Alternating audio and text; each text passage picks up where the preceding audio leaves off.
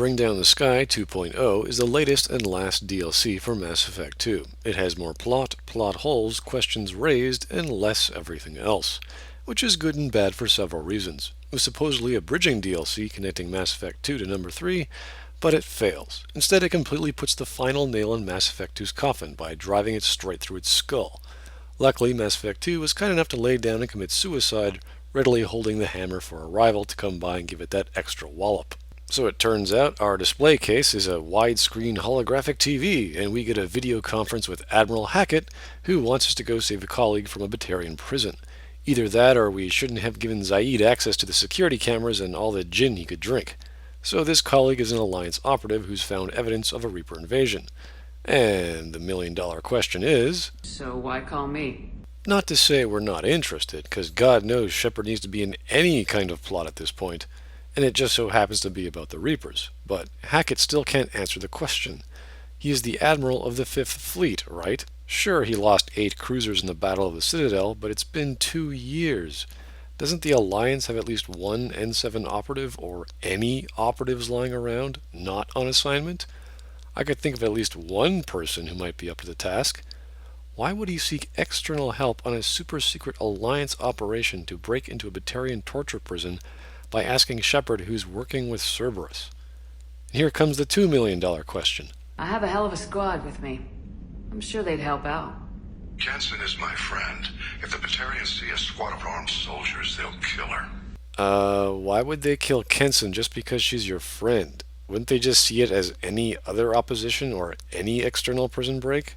How could they possibly guess our motives? Go in with discretion, or don't go at all. Oh well, sorry for wasting your time then. Though we have 4 amazing stealthy infiltrator squad mates, a master thief and assassin, a genius at tactics, and a robot that can hack anything, I, on the other hand, can't bend my legs unless I push myself up against a wall, nor can I sneak. I walk with a limp. And unfortunately, I'm not an infiltrator. I have no stealth weapons or defenses, and all my guns are loud and lethal. What do you want me to do? Vanguard charge them with pillows? Quietly shotgun them in the head? If you want someone to be discreet, you called the wrong guy. Let's also keep in mind who Shepard is. The hero of the Citadel, rather famous in the galaxy, no longer part of the Alliance, not necessarily a Spectre, now working with the Citadel's enemies, and potentially the Butcher of Torfin, the most infamous Batarian killer still living. I mean, I guess we could just put on our death mask. And oh yeah, this isn't a stealth game. What's the damn point? Once she's secure, confirm her discovery. We'll debrief you when you're back. Okay, you're trying to tell me after all this time in secret communication, Hackett never bothered to ask for evidence or talk to another person on the project, regardless of Kenson's status? If the Alliance is funding this thing and it's a big secret and Hackett is supposedly in charge, wouldn't he specifically know everyone and everything involved, like how to contact them for status reports? What, did he or someone in the Alliance just give Kenson a blank check and then contact her once every few months while she hired all the people and bought all the equipment she needed? Like a massive station on a meteor? Wouldn't that have been a security risk? Like if someone takes a vacation or she fires someone and they're off on Omega getting drunk in a bar going, "Hey man, we're gonna throw a rock at a relay." Okay, so that's not the best example, but you see where I'm going with this. There's many people involved. The only way Shepard would be asked by Hackett is if it's one of his last options. This would have been a great story if it was in a frame, and we get a direct communication with the Vermeer survivor, and they tell us the story via flashback, because they know you're the best bet about stopping the Reapers, and you get to play as them as they do the events of saving Kenson and all that other stuff. But anyway, we finally have a story about the Reapers trying to get to the galaxy, which is what Mass Effect 2 was supposed to be about. So, do we have any info on the base we're trying to infiltrate? Number of guards, the security, defenses, the weapons? No? Alright, well that sounds strangely familiar. Let's just go with that. These guys don't seem to care too much. What the hell are they doing? Are there supposed to be cell blocks or prisoners or what? Well, either that or I've been spoiled by Metal Gear Solid too much. So we meet up with Jack, Kelly, Kenson, or whoever. Either or, doesn't matter. If we can find a console, I can hack security. Make us an escape path. Well, I'm sure glad we brought you along. I mean, saved you, because I'm only good at killing things, and... Ready. I'm sensing a few anger issues here. Now, if we paid attention to some of the cell blocks or writings on the wall, we'd see a whole bunch of requests for seafood dinners. See, the Batarian waiters just need their menu drawn out for them, probably because they can't see through those damn helmets. So after we're about, hey, they were just trying to kill you. No need to be racist about it. There's plenty of time for that later. So after fueling up our flux capacitor with explosions, we hit 88 miles per hour and call this mission a success. My people and I were here investigating rumors of Reaper technology. That sounds kind of important. Gee, I sure wish I could have investigated some Reaper technology. That would have been fantastic. Learning about the Reapers by researching them. Whoa. So you decided to destroy it. Exactly. Doing that would stop the Reaper's invasion. Now let's just take a look at this. I can't quite make out these mass effect field effects on the window, but aren't we traveling to the left? So why does it look like we're orbiting the relay in the opposite direction? Where are we going? We're obviously not in FTL. Massive relays are big, but never mind. A plan to launch a nearby asteroid into the relay and destroy it. Moving an asteroid just requires thrust and guidance. I've always heard that mass relays are indestructible. Well, we plan to slam a small planet into the thing at very high speed. A small planet is an asteroid? Okay. Well, what calculations? Because last we were told a mass relay survived a supernova, simply by somehow being pushed away from it. Mass relays are just big objects with huge element zero cores. To me, this means that the Reapers who built these things can make it tough enough for roughly the same density or durability or whatever to defend against a star, which is mind-blowingly amazing. Let's recall that mass effect fields or kinetic barriers don't protect against radiation. So how would a supernova that emits, every kind of radiation across the entire spectrum, as well as trillions and trillions and tons of hot, dense material, traveling at 108 million kilometers an hour, and has the capacity to birth and destroy other stars in its wake, not damage a mass relay? Even if a molecule from a supernova were to hit the relay at that speed, it'd get torn up. But we know relays can survive supernovas. But a huge meteor can destroy one? Now, I don't know if mass relays have their own kinetic barriers, as kinetic barriers can stop really fast-moving objects, which is just a large amount of kinetic energy, so it would seem plausible that a mass relay would be able to protect itself against a really fast-moving object. But if one can survive a supernova, which is the most known powerful force in the universe, what's a big rock going to do? Doesn't space debris fly around a lot after all these millions and millions of years? One big hunk of rock never smashed into a relay before? There is no way they can get a meteor to travel faster than 108 million kilometers an hour. It's kind of like asking, what would a magically indestructible object that can survive an exploding sun do against a very large fast-moving rock? So really, what are these calculations, or at least ideas, for success? Throw big thing really fast at other big thing? You see, the narrative shows us that this fictional magical device can survive a supernova. The writer must properly deal with explaining why this is a good plan by subverting what we know about mass relays, or provide proper understanding or scientific explanation as to how this is going to work. Talking about special kinds of radiation to subvert supernovas or kinetic energy would be a pretty good start. Neutron star matter weighs about a mountain per teaspoonful. So much that if I had a piece of it here and let it go, it would effortlessly pass through the Earth like a knife through warm butter. It would carve a hole for itself completely through the Earth, emerging out the other side, perhaps in China. The people there might be walking along, minding their own business, when a tiny lump of neutron star matter comes booming out of the ground and then falls back again. The incident might make an agreeable break in the routine of the day. How were you caught? We've been smuggling Starship parts from Omega. I thought this was a covert operation. Why would one run the risk of smuggling equipment when you could just buy it and transport it legally, or take your time and do it in pieces? Or is everything illegal on Omega and Batarian space? A few days ago, I took a few of the men on a scouting trip, and the Batarians pounced on us. Okay, so you were captured a few days ago and the rest of your crew were killed? Oh, I guess those seafood dinners were mercy meals. When we get back to Arcturus Station, I'll explain everything and provide copies of all our notes on the artifact. Nice, overarching plot development, my favorite kind. Even a Reaper thousands of years dead contains power. Full stop. How would you know that a Reaper, which is thousands of years dead, contains power? Did you find one? I know 3 dead Reapers, and none of them are thousands of years dead. You only have knowledge of Sovereign, and it's 2 years dead. The hell are you talking about? How exactly does a Reaper artifact give you proof of an impending invasion? It showed me visions of the Reaper's arrival. Much like your Prothean beacon, I imagine. A Reaper artifact gave you visions? Okay. And the $3 million question.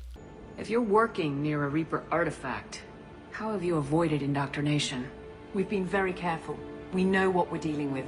You're not speaking to a child, Shepard. I saw what Sovereign did at the Citadel. Trust me, I know what's at stake. So I should take your word that you're a mature scientist and can protect yourself against indoctrination? What? No follow-up questions? No, did you detect any signs of indoctrinations? Did you find a cure for them? What precautions did you take? What technology did you develop to counter it? This is very, very important line of questioning, not only to believe Kenson wasn't indoctrinated, but to the overarching plot. We are intimately familiar with indoctrination. You don't get to sit there and just talk about it like it's no big deal. At this point, Shepard should have said something or knocked her out or tied her up and brought her back to the Normandy. If you were willing to destroy a whole system over this, I want to see your proof. Tidy up the lab. The commander needs to confirm the artifact. What, did you lose your hard drive in your messy lab? I just need you to send me some data. All set. Just sit back and relax. We'll be there in no time.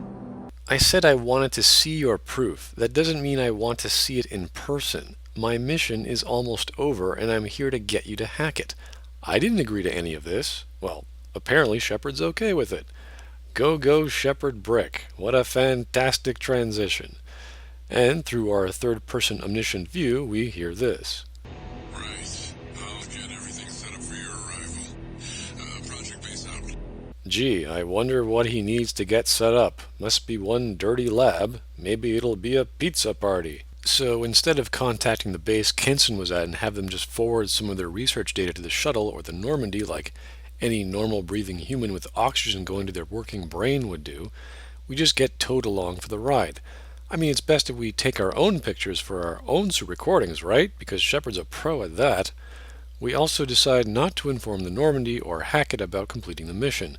Because plot development demands in order to progress a plot, we apparently drop one plot and start another, and in the process become forgetful invalids. I mean, we just had to report in. Was that so hard? I'm happy there's at least a meaningful, relevant plot here and that it develops, but why does it have to suck? Wow. I guess we know where our tax dollars are going. Is that a Batarian logo? Because it looks awfully like one of those drawn seafood dish requests from the prison. Man, they must have had some wild parties back in the torture kill place. Here we are. Welcome to Project Base. Somehow teaming up with Cerberus doesn't sound so bad. That's our countdown to arrival. When that gets to 0, the Reapers will have come. So why the hell did you put it on the entrance? What is this, a Las Vegas wedding chapel? You're saying the Reapers could be at Earth in 2 days? So you're saying the events of Mass Effect 2 are completely pointless. That makes sense. Go through the door at the end of that corridor to your left. Huh, that's funny. Let me tell you this story. When I was on this prison ship and I was picking up this crazy lunatic for a, special mission, and there was this warden guy and he wanted me to go through this door, and you know what? It's actually a pretty lame story anyway. Just forget about it. It wasn't a question of could we, but should we. So what was stopping you? Philosophical debate? Considering you hate Batarians, what's the problem? Didn't they just capture, torture, and kill your last scouting party? Wait a second, isn't Hackett in charge here? Didn't he give you guys any orders? Maybe we should just call him up. There sure are a lot of people involved here, who are on their coffee breaks. How big is this place? Give it a moment, Shepard. It'll give you the proof you need. Now, I actually like this kind of development because it implies the artifact is just like the Prothean beacons, but I'm kind of curious why the Reapers would even have a beacon that gives visions to organic species. Don't the Reapers want their existence to be kept a secret? What is the point of having this kind of function on an artifact hidden in an asteroid? Actually, what's the point of the artifact? I can't let you start the project, Shepard. I can't let you stop the arrival. And the $4 million question is, why the hell did you even bring Shepard here? What was your plan? I mean, our past understanding of indoctrination is sketchy, let alone we don't understand the artifact, so I can accept that she was indoctrinated. I mean, she wasn't flipping out like Sarah and Benezia or those Solarians. All the foreshadowing and seafood dinners aside, I knew something like this was going to happen. I just wasn't expecting her specifically, let alone the entire damn base. If it was the rest of her team that got indoctrinated while she left, that would have been good.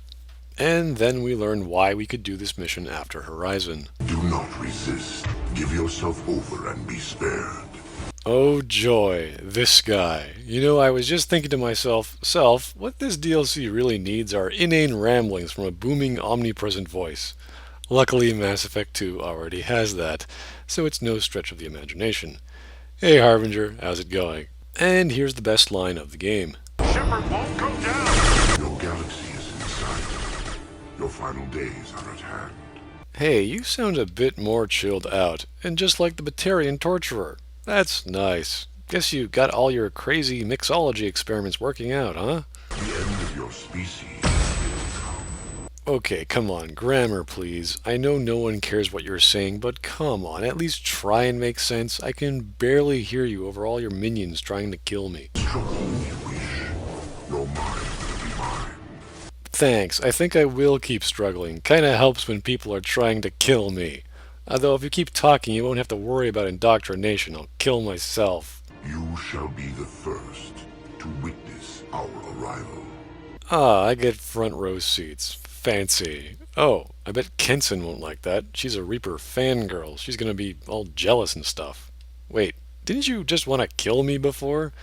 Now what are you gonna do? Strap me to a chair and let me watch you blink into existence?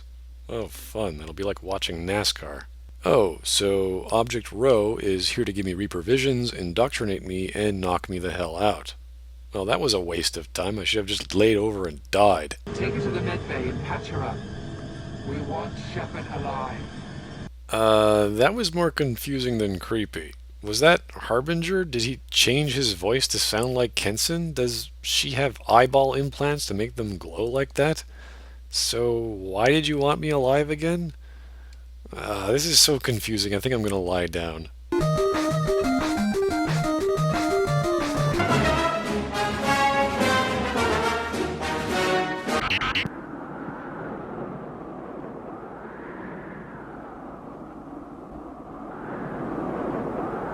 Oh, that was one crazy dream. Hey, this hangover is pretty cool. I didn't even get drunk. Now that I think of it, why didn't they just tie me to the table, or just keep me near the beacon and get me indoctrinated? What was their master plan again? I am master of the gentle rabbit strike. I can punch through armor and still give you a concussion. No one puts me on my back without dinner first. Assume control? Oh god, what the hell did they do to me? Don't tell me I can harbinger other patients.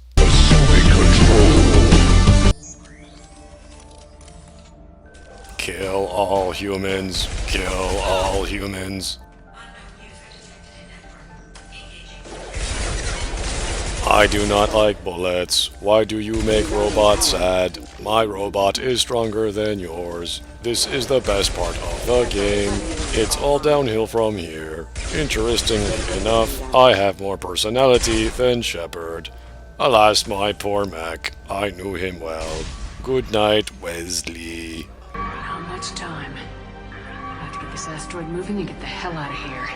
Okay, 2 days went by. Wouldn't the Normandy have hunted me down and found me by then? I woke up this morning in a cold sweat. Through the Citadel, all my friends turning to dust. I can see it in my mind.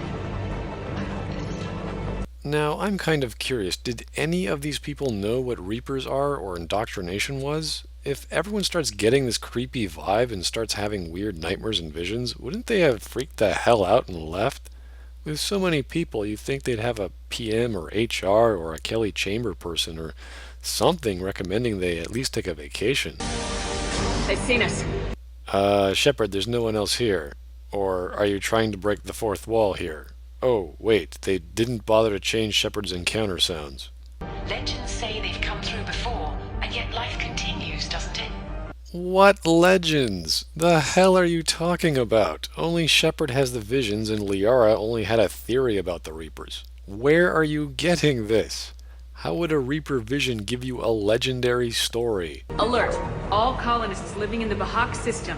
This is... Shepard, no! Do you have any idea what you've done?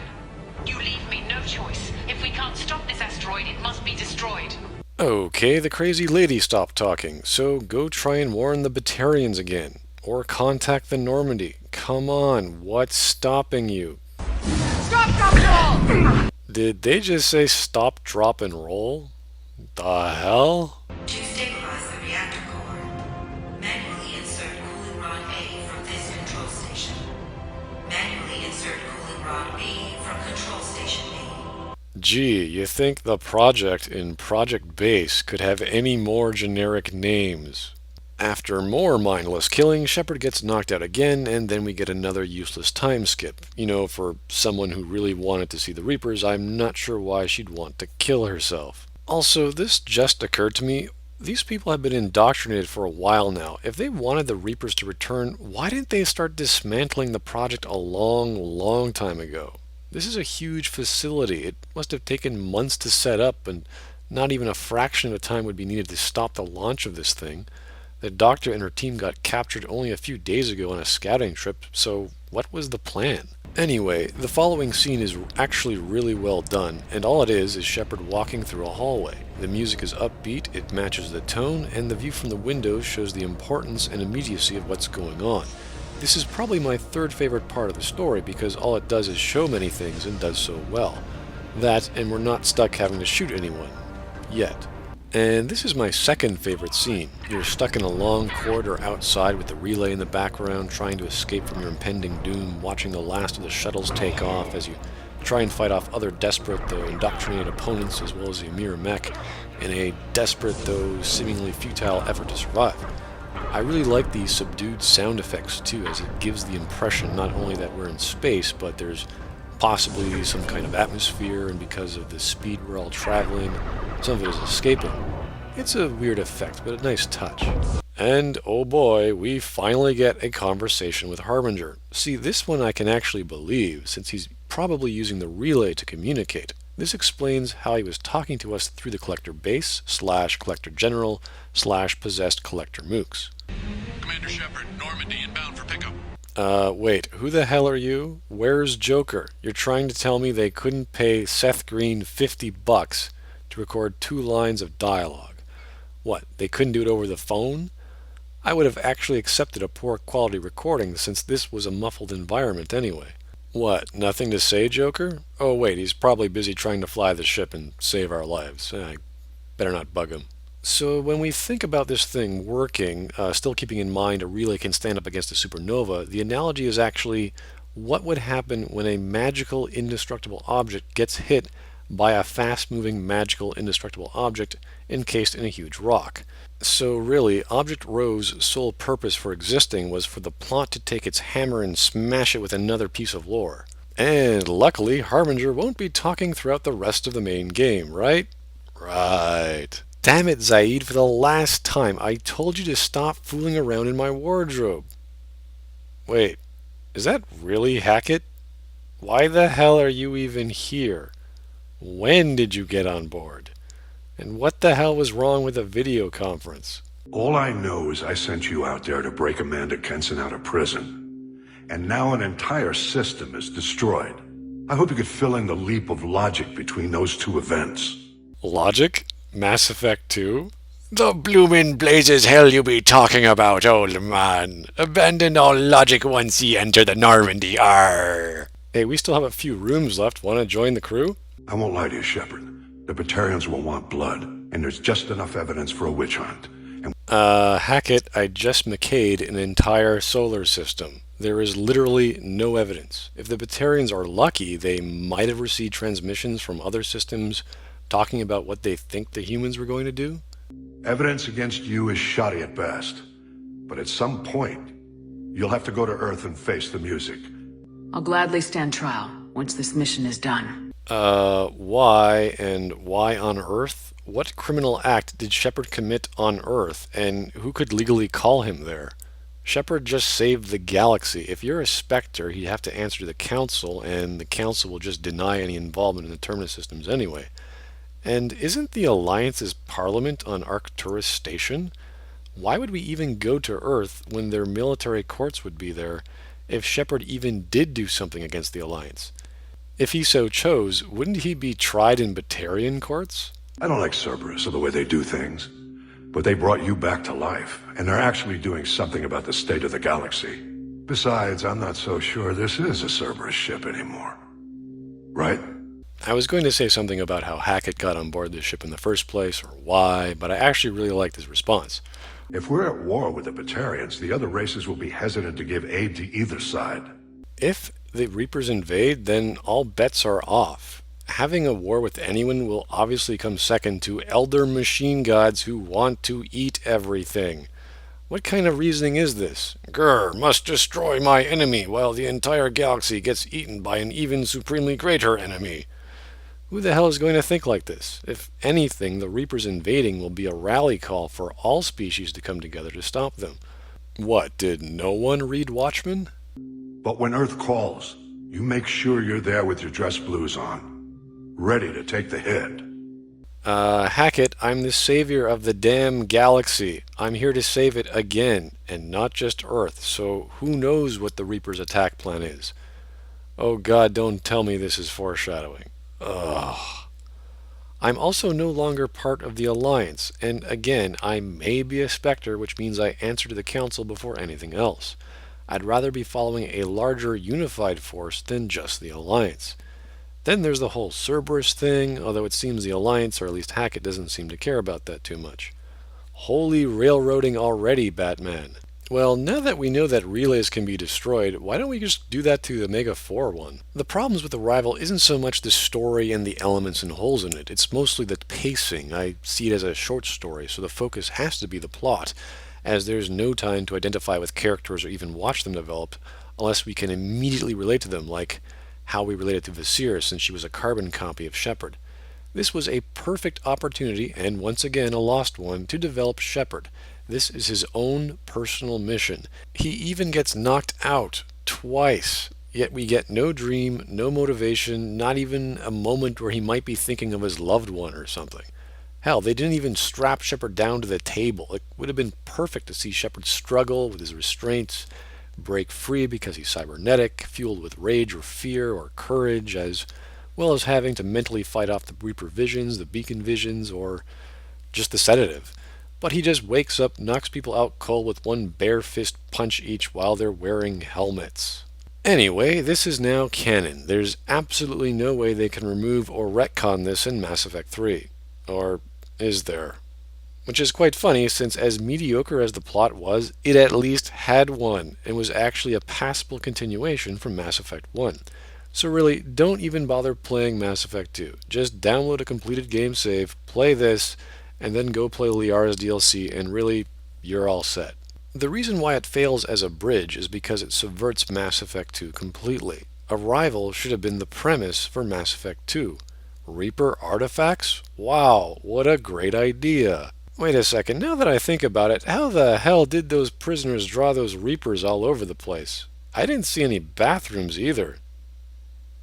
Ew. Wait, no, they probably just gave them the last of the Crayolas from the previous writing team. See? Arrival just reused everything. It was just less stupid about it.